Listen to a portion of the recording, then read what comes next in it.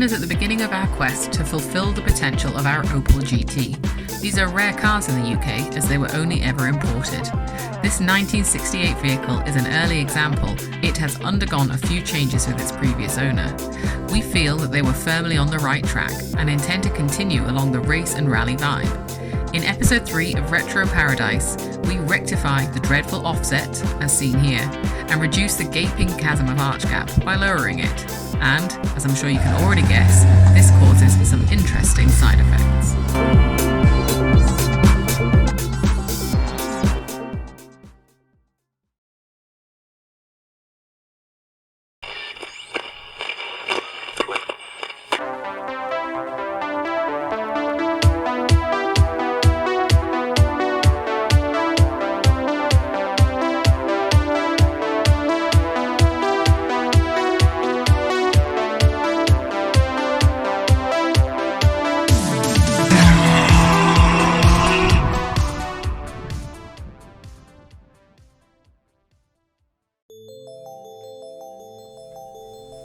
The first modification I do to any car is lower it. However, we've had this for 3 years and I've never got round to it. Every time we go to a car show I think I must lower it before the next car show, and finally we're getting round to it now. These are the rear springs, we're going to do those first. And the front is actually a transverse leaf spring. I've never dealt with a leaf spring before, that'll be a learning curve. I'll show you what the arch gap's like with the shoe test. I first picked out one of my own shoes for this, but then I thought, why not use one of Megan's? So we have a Jimmy Choo.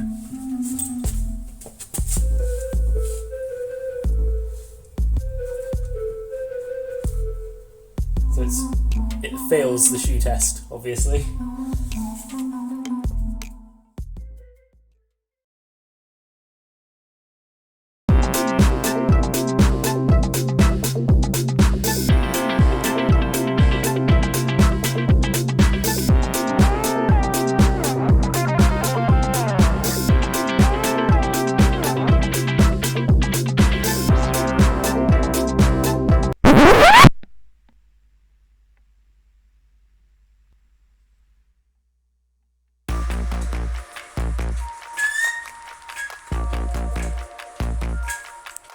I'll admit to it now that Eddie does the majority of the work lowering the Opel, and so you'll have to wait for a little while until me and my Haynes manual make another appearance.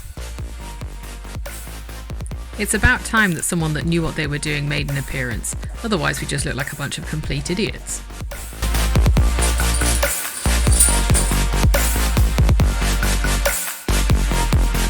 Eddie continues with fitting the rear lowering springs.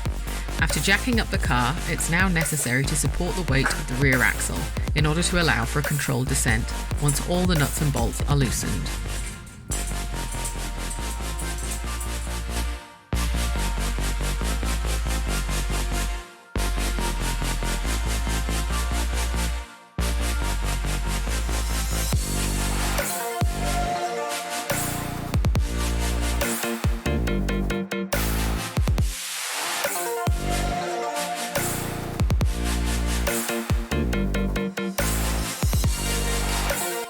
Now to undo the panhard rod, which releases the rear axle. No, I'd never heard of it either.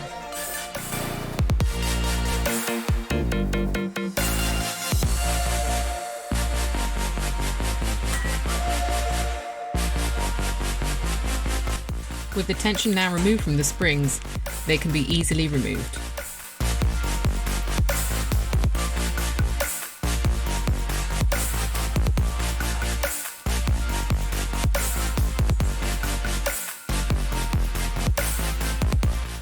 You can see here the different lengths in the two springs, and also that they compress differently as well, with the new springs being slightly stiffer.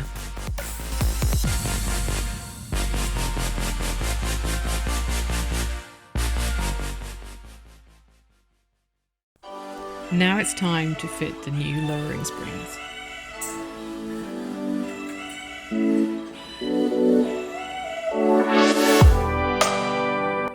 And this is basically just doing everything you just did, but in reverse.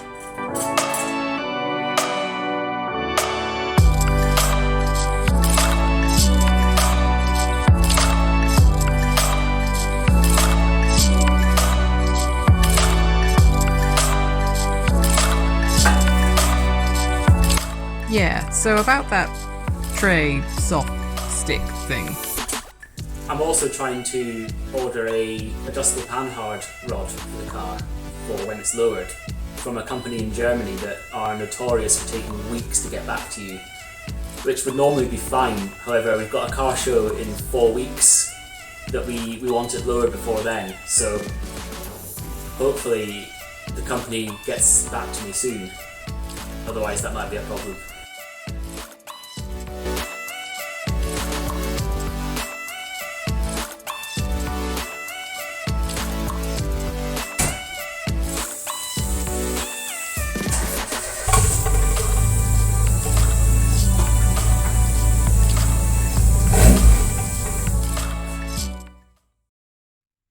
That's the car all lowered now, so I've got the shoe again to do the shoe test.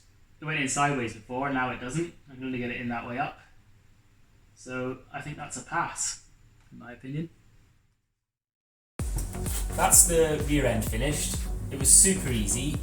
I've even managed to get the panhard rod to bolt back on, although I do think we need an adjustable one when we can. But it's back on for now, so I can turn the car around and get started on the front end.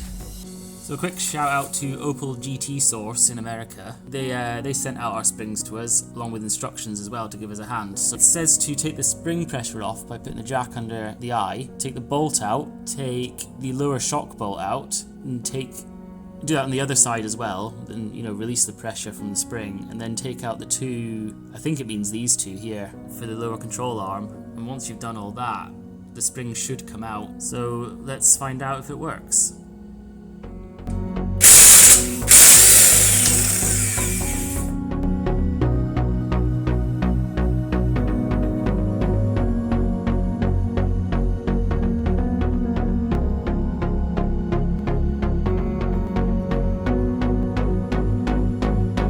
Film this because it took me ages and I didn't know what I was doing. These two bolts up here holding the lower suspension arm up to the subframe are corroded, and the whole time you're doing it you know that the spring's got a huge amount of pressure in it, as you can see by it's still on the jack and it's still got tension in it. The standard spring is a U-shape when it's not installed on the car.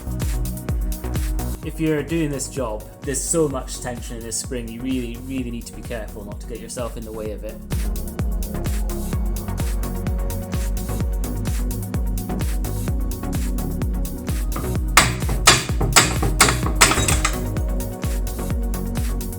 Found a small problem here. This ball joint's not tight enough, so it's instead of the ball joint spinning, the pin's spinning in the hub, which isn't so good. I'd just like to jump right in here and say that I only found out about this as I was editing the footage, so I'm really glad we've been herring it across Scottish countryside for the past couple of months. I've got everything cleaned up and I've got some copper grease where I need it on the bolts and things, and I'm just lifting the new spring up into place. So I came back from work today after a long day, and Eddie has said he wants to get the springs done before we go to bed. So here we are. Having a great time. Having a great time. Have I got a watch on? Yes, it is. Is it 10:15? It's 10:15, Eddie. Megan's here to help. You can't see her because she's holding something up for me. Begrudgingly. Here she is.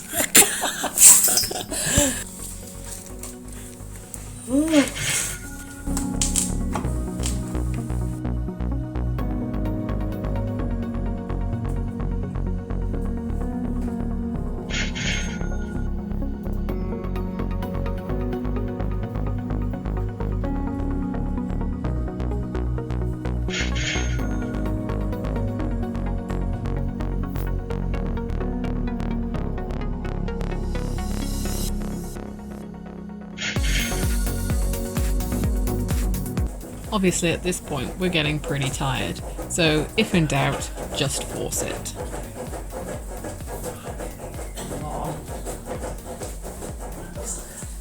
Jesus. Have you worn your slippers? Oh, because my feet were cold. I'm cold.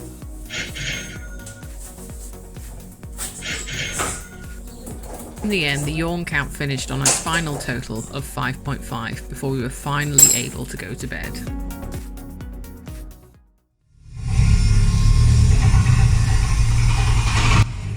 Naturally, the first thing we wanted to do was take the car out for a drive and get a proper look at its new stance. So, like any sane person,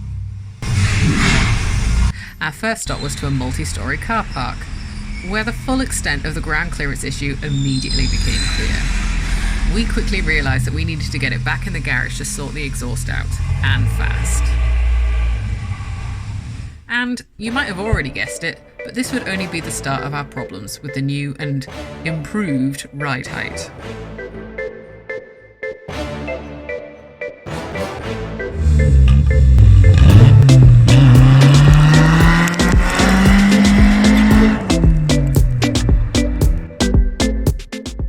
The original exhaust was a poor design, though attributing the word design to this bodge job might be a bit of a stretch in itself. We inherited this exhaust with the car, and it has always hung far too low. As a result, it has been panned in over many a speed bump from our frequently poorly planned route selection.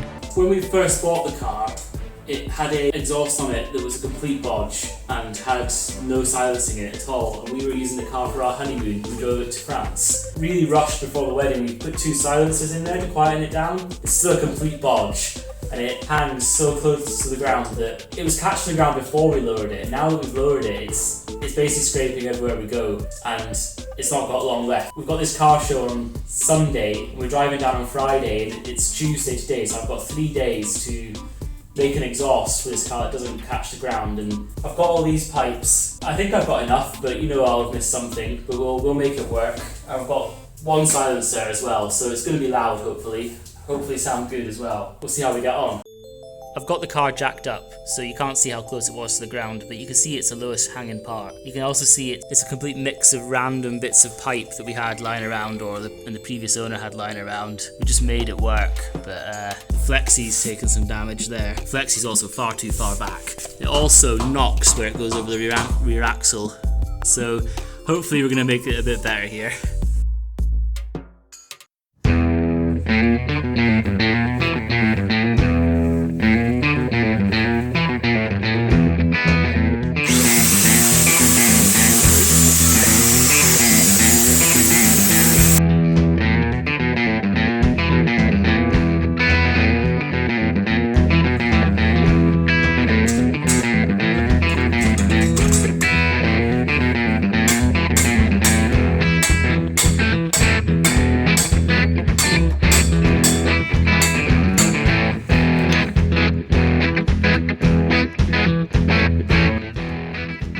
As with all problems, the solution is often to hit it. And if that doesn't work, hit it harder.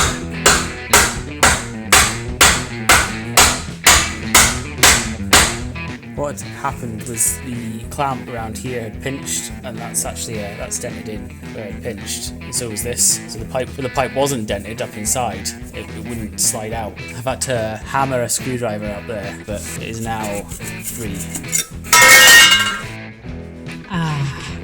Calm before the storm.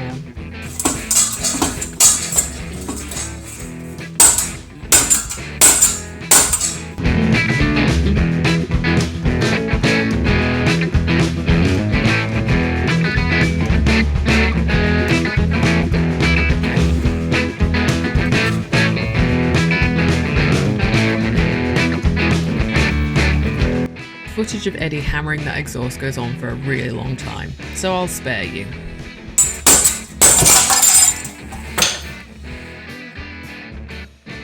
Now that the marathon exhaust removal is finally over, you can begin piecing together the new one. Starting with, you guessed it, extracting some more exhaust. This time it's removing the manifold in order to chop the battered end off. We're still on day 1 as the manifold goes back in to size up the all-important first 90-degree bend. The old exhaust passed underneath this cross member, and you saw how that ended. So our challenge, should we choose to accept it, and that's the royal we, is to squeeze it above the cross member, where we have only millimetres to spare. We've got this tight 90 tacked on at the moment, and then the flange tacked on, then another flange bolted on the end, and then I've got this bit of pipe cut here. Then I'm gonna try and work out where to weld this on too, because there's not much room here. You can see I'm hitting this and I'm hitting the gearbox above as well. So I think I've got a couple mil either side, just.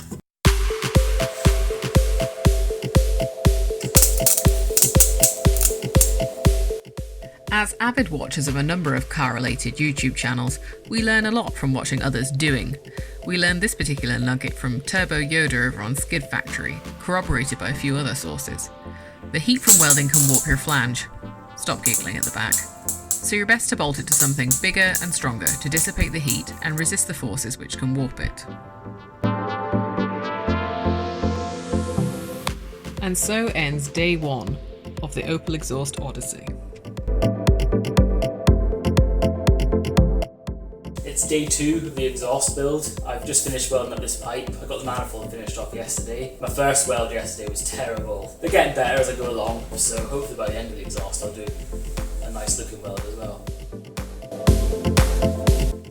Because the exhaust is such a tight fit, it's necessary to repeatedly take it on and off to make sure the placement is just right. I've just tack welded this piece on and realised afterwards that I can't get it out anymore. I thought I'd be able to twist it out through that gearbox mount, but it just won't go. No matter how I do it, it won't go out. So I'm gonna have to support the gearbox to get its gearbox mount off, which means that I'm gonna have to do that every time I fit the exhaust, which is a bit of a pain. But it's not too bad. It's only a few bolts really. With only 3 days to build this exhaust, and given the fact that we've never built an exhaust before, time just wasn't on our side. Filming on day 3 was cast aside in favour of progress, and ensuring that we would be ready to hit the road first thing on Friday and make our dinner date in the Peak District with friends.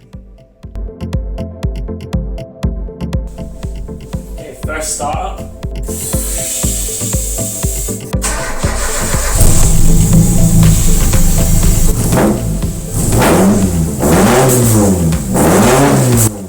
We were back on schedule. With only a few things to complete, soon it would be time to pack the car and get on the road. We've just packed the car and realised that the fuel filter is touching part of the suspension, so it's back in the garage. We're going to have to move it.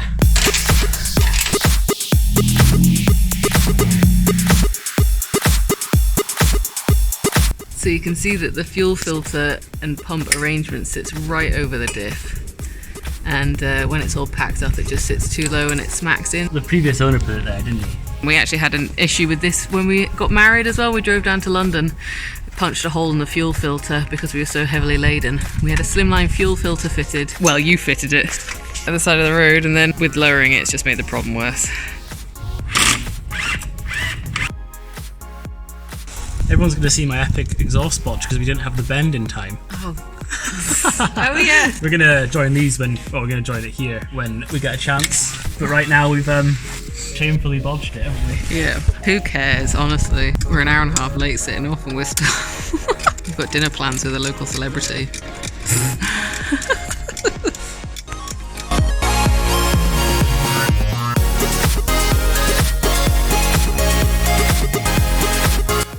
We've now taken the whole bracket down because, well, partly because we broke it, mostly because we broke it. Now almost 2 hours behind schedule, and still with a 6.5 hour journey ahead of us, we really needed to get this sorted, and fast. We were limited by the length of the current fuel lines and wiring. The fuel pump and filter needed to be moved in tandem, and we were rather light on options. Still, where there's a will, there's a way. We now needed to detach the fuel lines and drain them to make the new location work for us, and there was a rather handy little clip for us to attach the pump to. Well, there was, until we broke that one too. And it's no longer attached to the car. The brackets just snapped. Thankfully we managed to find a suitable location in the end, and after dropping the car to check clearance, we were finally able to get on our way.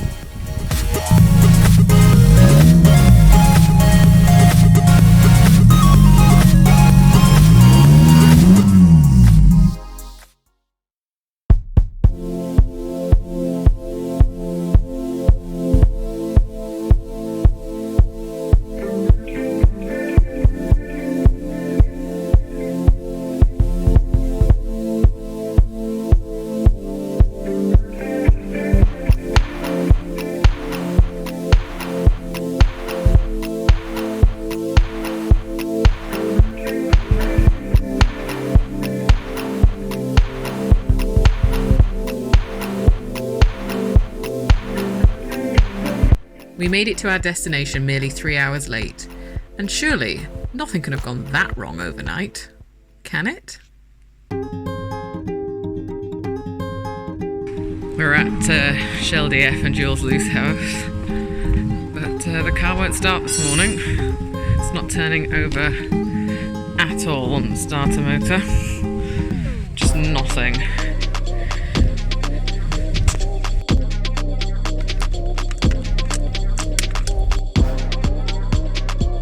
With the starter motor completely dead, we were quick to assume a wiring fault.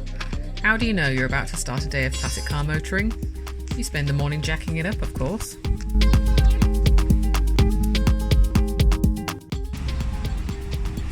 Oh my god, it looks amazing. Air.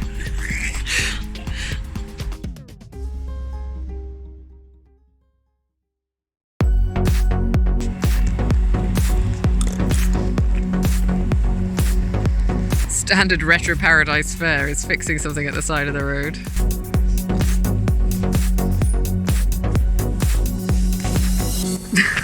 Eddie's laid on his back again. Alright. Take that ignition switch off. Yep.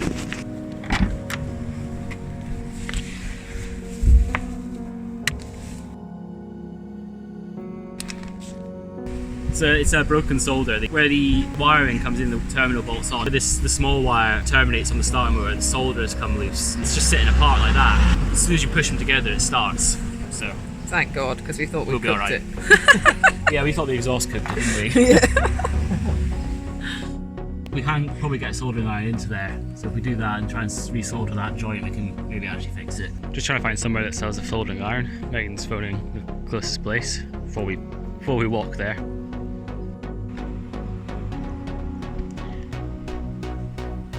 We could probably borrow a car if we asked nicely. Excellent. Pop down and buy that.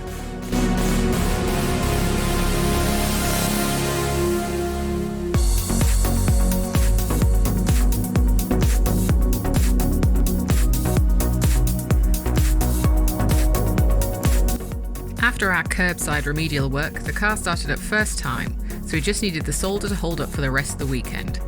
And of course, the 400-mile journey home.